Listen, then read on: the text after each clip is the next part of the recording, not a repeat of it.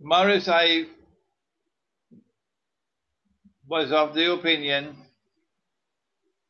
that the Zionists wanted a Romney victory in the US elections.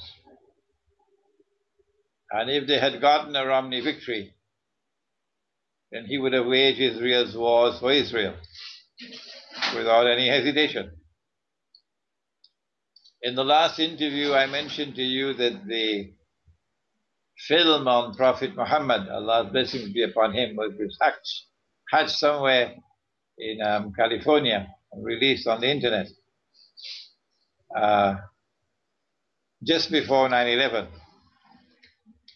It appears to me to have been produced and released at that time to inflame public opinion around the world of Islam and to present the American voting public with images of angry Muslims around the world, which would have played into Romney's agenda, that you need a president who is strong enough to teach those radical Muslims a lesson.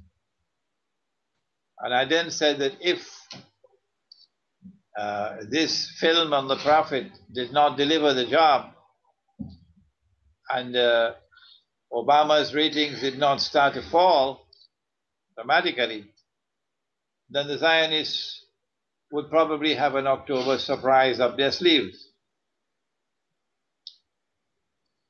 I think it's too early for us to be able to say whether or not Sandy was an October surprise. But I'm conscious of the fact that Prophet Muhammad, Allah's blessings be upon him, did warn us that the Antichrist would have control over the weather, that he would cause the rain to fall and stop the rain from falling.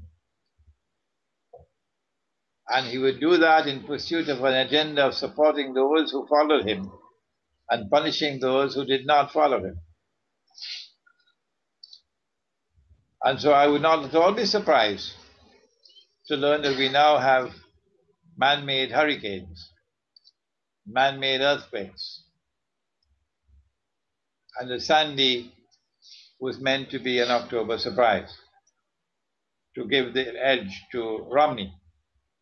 But it's too early, and we do not have the evidences yet to be able to say whether or not Sandy was an October surprise. But if my analysis is correct, that the Zionists preferred to have a Romney victory, and the American voting public, despite the colossal damage in New York and New Jersey, went out and voted and gave Obama re-election. The implication could be that there are indeed limits, limits to Zionist capacity to control and to manipulate. And I mentioned in previous interviews that Western man is now waking up. And one of the greatest dangers that the Zionists can face in the world would be from within Western civilization.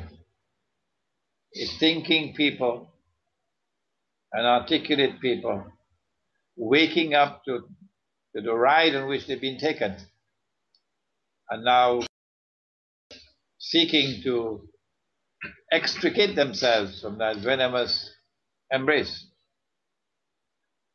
So if we are correct that the Zionists wanted a Romney victory and instead got an Obama victory, the implication now would be that the pressure would be on Obama to deliver, because surely he must have made promises. Give me some time until elections. Give me some time until elections. And if he does not deliver, then the writing could be on the wall that we'll have another JFK on our hands. I hope it does not happen. But I'm sure Obama knows the danger that he now faces. I mean, I can see the desire and the need to create chaos through the weather. That it's a very profitable um, in itself, regardless of its influence on the elections. To constantly create chaos throughout our societies is just a given part of the agenda that we're living under. Well, that reminds me that part of the process through which we can get evidence that this was not an act of nature is to do what should have been done after 9/11. If the number of Jews who are involved in Wall Street in the financial world far outweighs their proportional representation in the population, then the number of Jewish fatalities in 9/11 should have been significant. If 3,000 people were killed on 9/11, what percentage of them were Jews? In the process of doing this investigation, we'd probably learn that lots of them did not go out to work that day. Similarly, in the case of Sandy, if someone could make a rounds of the insurance companies and find out how many people took out insurances that were suspicious prior to Sandy and are now reaping the benefits of foreknowledge of what is to come, we'd then be able to get concrete evidence, significant evidence, supporting the thesis that Sandy was more than an act of nature. Yes, indeed. I'm amazed at your insight into the darker side of the world and how it works. But absolutely, I think it's impregnable to access the type of information you're suggesting, insurance policies, etc. I mean, you're at the kernel of the gangsters there. Um, you know.